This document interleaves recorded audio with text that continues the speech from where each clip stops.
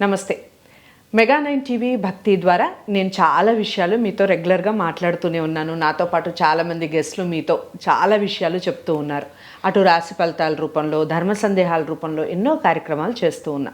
మీ అందరికీ సుపరిచితురాలే వార ఫలితాల ద్వారా రెగ్యులర్గా మనల్ని పలకరిస్తూనే ఉన్నారు రఘుప్రియ గారు, ప్రముఖ ఆస్ట్రాలజిస్ట్ అలాగే సైకాలజిస్ట్. సో ఈరోజు ధర్మ సందేహాల రూపంలో మరో ముఖ్యమైన ప్రశ్నని అడగబోతున్నాను. అందరికీ తెలిసిందే, ముఖ్యంగా పెళ్ళైన వాళ్ళు, ఈవెన్ పెళ్ళి కాని వాళ్ళు కూడా పెళ్ళిళ్ళకి వెళ్తూ ఉంటారు కదా. పెళ్ళిళ్ళకి వెళ్ళిన ప్రతిసారి కూడా మనం వినే ఒకే ఒక్క మాట, మాంగళ్యం తంతునానేనా ఆ విషయంతో పాటుగా అరుంధతి నక్షత్రం గురించి మాట్లాడుతూ ఉంటాం. హాస్యాస్పదంగా చాలామంది అబ్బాయిలు అమ్మాయిలు నాకేది కనిపించట్లేదే అరుంధతి అని అనడం వింటూ ఉంటాం. అసలు ఎందుకు అరుంధతి నక్షత్రాన్ని చూపిస్తారు? ఈ విషయం గురించి పురాణాల్లో ఏం చెప్పబడింది, అసలు దాని వెనకాల దాగి ఉన్న రహస్యాలు ఏమిటి, విషయాలన్నీ ఈ వీడియో ద్వారా తెలుసుకుందాం. ఎక్కడ వీడియోని స్కిప్ చేయకండి. నమస్కారం అండి. నమస్తే అండి. చెప్పండి రఘుప్రియ గారు, అరుంధతి నక్షత్రం మీరు నేను అందరం చూసాము. కనపడింది మనకి. కనపడకపోయినా కనపడింది అనాలి అని అయ్యవారు చెప్తూ ఉంటారు.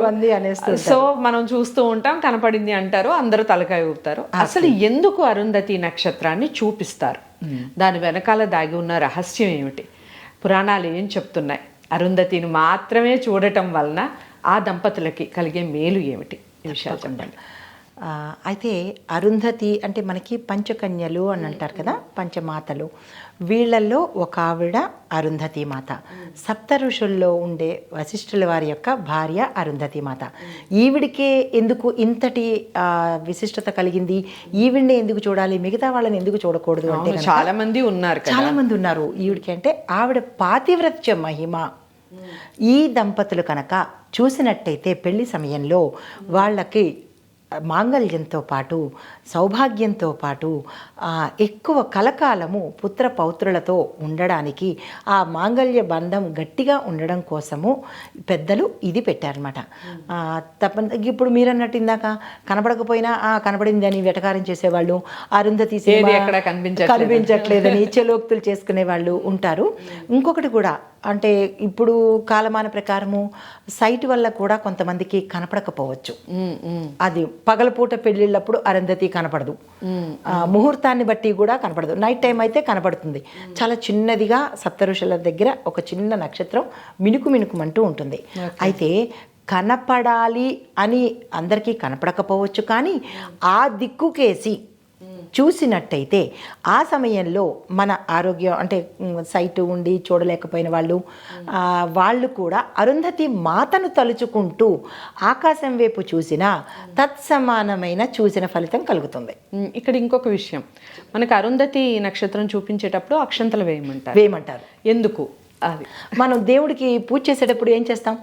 అక్షంతలు వేస్తాం కదా. పూజలో పూలు వేస్తాము, అక్షంతలు అంటే మనకి ఆశీర్వదిస్తూ కదా అక్షంతలు వేస్తారు. కాదు, ఆవిడికి మనం అక్షంతలు అందిస్తుంటే ఆవిడ మనకి ఆశీస్సులు ఇవ్వాలి అని. ఓకే, అలా పైకి వేస్తే అంటే భావన అన్నమాట అది. ఆవిడ మనల్ని, ఈ దంపతుల్ని ఆశీర్వదించింది అని చెప్పడం కోసం భావనగా పంతులు గారు ఇస్తారు.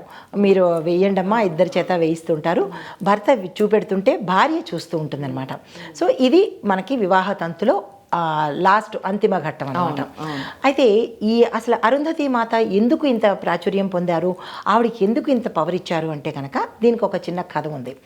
అయితే స్కాంద పురాణ ప్రకారము శివపార్వతులిద్దరూ నృత్య కేళిలో ఉన్నప్పుడు, శివతాండవం చేస్తున్నప్పుడు శివుడి యొక్క తేజస్సు బయటికి వచ్చినప్పుడు అది పార్వతీ అమ్మవారు యాక్చువల్గా రేతస్సు తీసుకోవాలి. ఆవిడ ఏం చేశారంటే పార్వతీ అమ్మవారు ఆ రేతస్సుని తీసుకోకుండా అగ్ని భగవానుడిని పిలుస్తారు. శివ తేజస్సును భరించడం సామాన్యం కాదు, దీన్ని భరించగల వాళ్ళకి ఈ తేజస్సుని, ఈ రేతస్సుని పంచిపెట్టమని చెప్పి అగ్నిని పిలుస్తారు. అయితే ఇది మీకు స్కందడ చరిత్ర తెలుసు కదా. కార్తికేయుడు మన సుబ్రహ్మణ్యేశ్వర స్వామి 6 కృతికా మాతలు ఈ శివ తేజస్సుని భరించి ఇవ్వడం జరుగుతుంది. ఆ సమయమే కృతికా నక్షత్రము, దానికి అధిపతి సుబ్రహ్మణ్యేశ్వర స్వామి వారు, కార్తికేయుడు సుబ్రహ్మణ్యుడు అనమాట. అయితే ఈ శివ తేజస్సుని ఈ అగ్నిహోత్రుడు పట్టుకుని దీన్ని భరించగల శక్తి సప్త ఋషుల యొక్క ఋషిపత్నులకు మాత్రమే ఉంటుంది అని చెప్పి ఆయన అది పట్టుకొని పయనమవుతాడు. అయితే ఆ సమయంలో అంటే మనకి చలి మొదలైన సమయంలో ఈ ఋషిపత్నులు ఏం చేస్తారంటే ఒక్క అరుంధతి మాత తప్ప మిగతా 6 ఋషిపత్నులు చలి కాచుకోవడం కోసం అగ్నిని ప్రజ్వలం చేసి అక్కడ చలి కాచుకుంటూ ఉంటారు. ఎప్పుడైతే అగ్ని అక్కడ చలి కాచుకుంటున్నారో అగ్నిదేవుడే కదా, ఈయన ఏం చేస్తాడు అదే సమయంలో దీన్ని వాళ్ళలోకి పంపించే సమయంలో ఈ స్వాహాదేవి అంటే అగ్నిదేవుడి భార్య ఈ శివుడు ఇచ్చిన విషయం విని అమ్మో ఎక్కడ ఋషిపత్నులు చాలా అందంగా ఉంటారు కదా, ఆ ఋషిపత్నులకి ఎక్కడ తన భర్త లొంగిపోతాడో అని చెప్పి ఈ స్వాహాదేవి ఏం చేస్తుంది ఈయన వెనకాలే పెడుతుంది. ఎందుకు? భర్తను కాపాడుకోవడం కోసం. అప్పటి నుంచి ఉన్నాయి భర్తను కాపాడుకునే పని. ఆడవాళ్ళకి అది ఒక పెద్ద ఇదైపోయింది, టార్చర్ అయిపోయింది, భర్తను కాపాడుకోలేకపోవడం.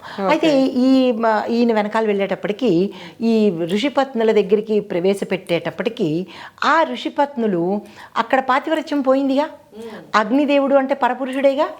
అప్పుడు ఈయన వెంటనే అనుకుని ఏం చేస్తాడు, ఈ స్వాహాదేవి చెప్తుంది, నాదా మీరు వాళ్ళలోకి ప్రవేశపెట్టాలనుకుంటున్నారు, వాళ్ళు పతివ్రతలు ఎలాగవుతారు, అగ్ని అంటే పరపురుషుడు కదా, మీ దగ్గర వాళ్ళు చలి కాచుకుంటున్నారు అంటే పరస్పరం కొంచెం పోయినట్టే కదా, కాబట్టి ఈ వీళ్ళు అర్హులు కాదు అని చెప్పి చెప్తారు. అవును కదా అని చెప్పి మళ్ళా ఈయన తేజస్సు పట్టుకొని వెళ్ళిపోతాడు. అయితే ఈ అరుంధతి మాత ఏం చేస్తుంది, అప్పుడు తర్వాత ఈ తేజస్సు తీసుకెళ్ళి దీనిలో దర్భల్లో వేసేస్తాడు ఆయన. అది కుర్తిక మన వీళ్ళు గంధర్వులు కాపాడుతారు, అది వేరే కథ. ఇక్కడ వరకు ఈ కథ అనమాట. అయితే తర్వాత అరుంధతి మాత ఏం చేస్తుందంటే నా పాతివ్రత్య అగ్నితోనే నేను చలి కాచుకుంటాను, పరపురుషుడైన అగ్ని దగ్గరికి వెళ్ళను అని ఈ అరుంధతి మాత తన స్వగృహంలోనే అంటే తన దగ్గరే తన ఇంట్లోనే తన పాతివ్రత్యం అగ్నితో ఆమె చలి కాచుకుంటుందన్నమాట.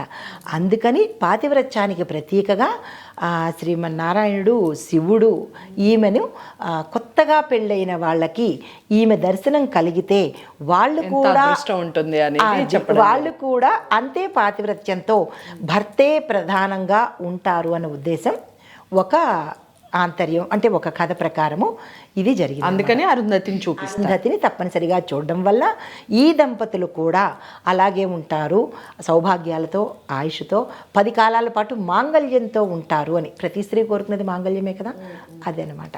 రైట్. సో మరో కథ ఏదైనా ఉంటే చెప్పండి. అంటే అరుంధతికి సంబంధించి చాలా విషయాలు మాట్లాడుకుంటూ ఉంటారు.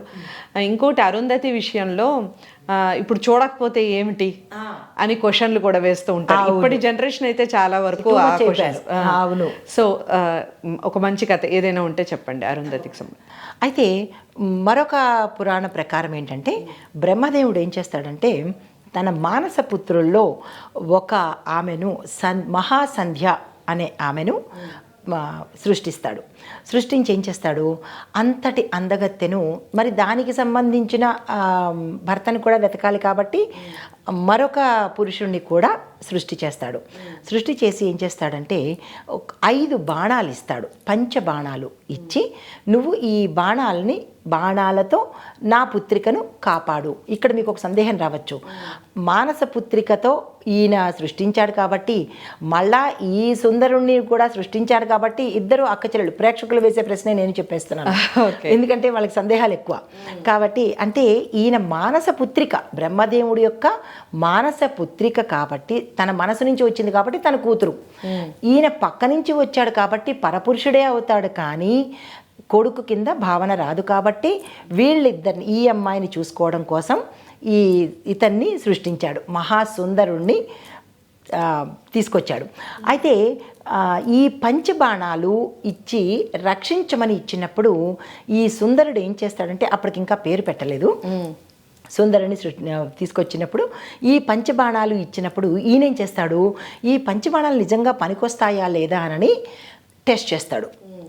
ఎక్కడ చేస్తాడు, బ్రహ్మలోకంలోనే టెస్ట్ చేస్తాడు. ఆ బ్రహ్మలోకంలోనే టెస్ట్ చేసేటప్పటికి ఒక బాణం బ్రహ్మకు కూడా వస్తుంది. ఎప్పుడైతే ఒక బాణం బ్రహ్మ మీద కూడా వచ్చేటప్పటికి సరస్వతీదేవి గాబరా పడిపోతుంది.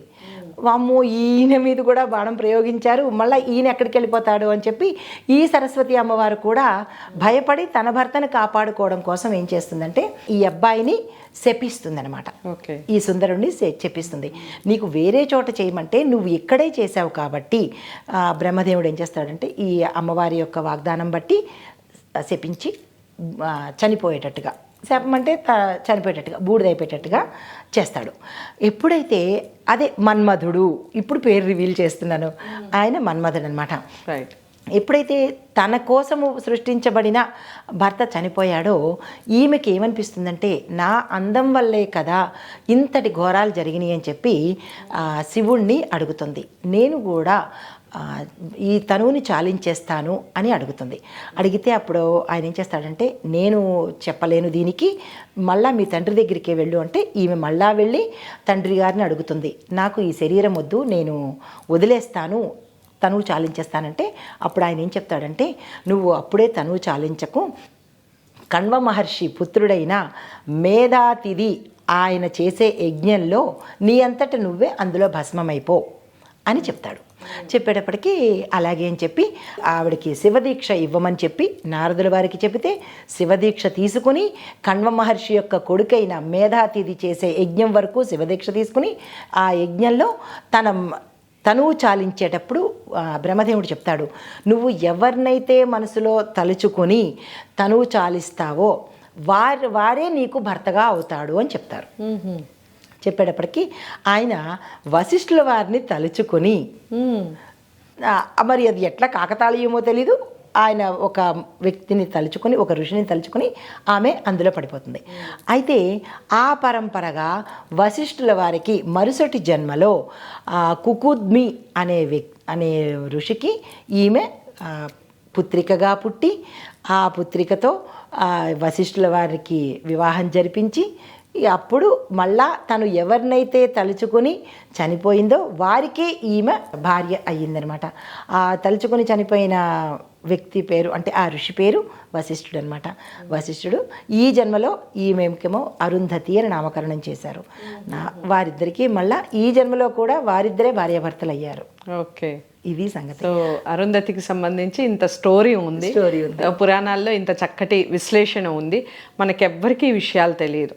ఎంతో చక్కటి విశ్లేషణ ఇచ్చారు రఘుప్రియ గారు. మరి ఇలాంటి కథల్ని కానివ్వండి, పురాణాలకు సంబంధించి చాలామందికి, ముఖ్యంగా ఈ జనరేషన్కి అయితే తెలిసి తీరాలి. ప్రతిదాన్ని హాస్యాస్పదంగా మాట్లాడుకోవడం కామన్ అయిపోయింది. సో అందుకని అరుంధతికి సంబంధించిన ఈ విషయాన్ని అందరికీ చేరవేయండి, లైక్ చేసి ఛానల్ని సబ్స్క్రైబ్ చేసుకోండి. ఆస్ట్రాలజీకి సంబంధించి లేదా సైకాలజీకి సంబంధించి రఘుప్రియ గారిని ప్రత్యేకంగా కలవాలి అనుకున్నవారు స్క్రీన్ మీద కనపడే నెంబర్కి కాల్ చేయండి. మరో మంచి వీడియోతో మళ్ళీ మీ ముందుకు వస్తాను. నమస్తే.